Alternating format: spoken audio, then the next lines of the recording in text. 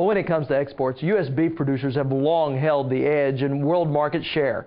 Now, though, a growing challenge is coming from Brazil, a country that has become the world's largest producer of beef.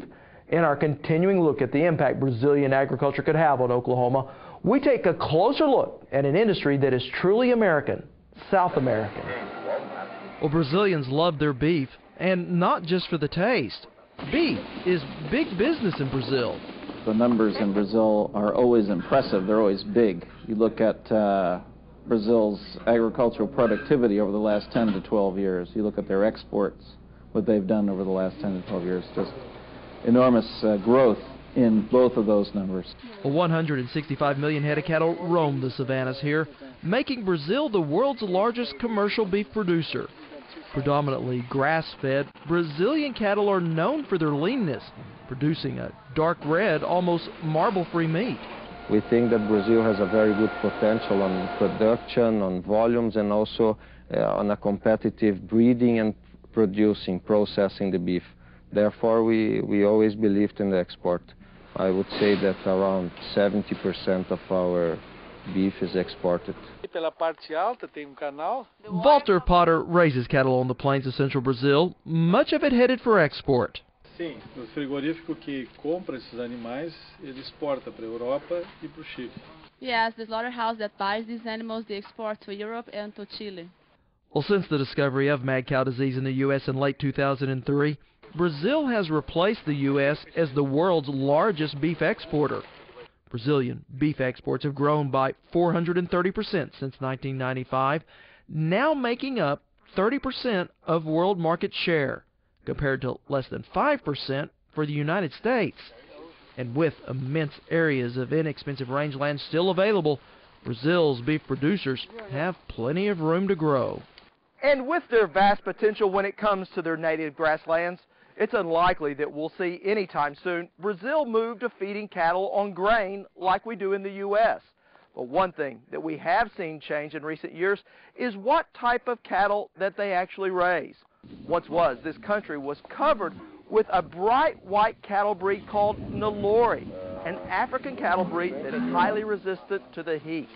But in recent years, you're seeing more and more European cattle in Brazil, in part because they're more competitive in the global meat marketplace. This is Rogério, this is our cowboy here. On his ranch in far southern Brazil, José Luis Campos is carrying on a centuries-old tradition.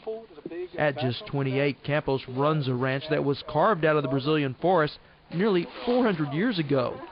Today, though, Campos's concerns are much more immediate. It's much cheaper to produce, to raise cattle in Brazil, and also we have a high quality meat. So we use hormone and anabolic-free cattle with this very low production cost. In fact, it's the lowest production cost worldwide. Yet Brazil does face its own set of challenges.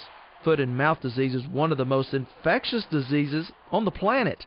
Eradicated in the U.S. in 1929, Brazil believed they had also stopped its spread here until last year. Here in the farm and on the neighborhood, there was never a problem with foot and mouth disease, but there was one case late last year in the center west of Brazil, which we are still evaluating what the impacts are going to be. Already several countries have blocked Brazilian beef imports.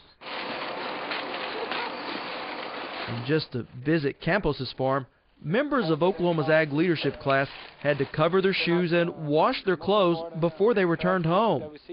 Barbara Gilbertson raises cattle near McAllister and says if Brazil can bring the current foot and mouth disease outbreak under control, she sees little to keep them from further expanding their beef exports. My thought is that they've got so much potential that's undeveloped in this country. At home, we're limited by land, space, by prices. It would be wonderful to come to this type of country and have all this open space and land. But Brazil's biggest hurdle to future trade growth may lie not on the farm, but at the bank.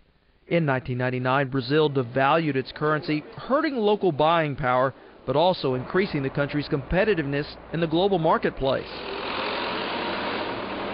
Since then, their economy has taken off, and so has their currency.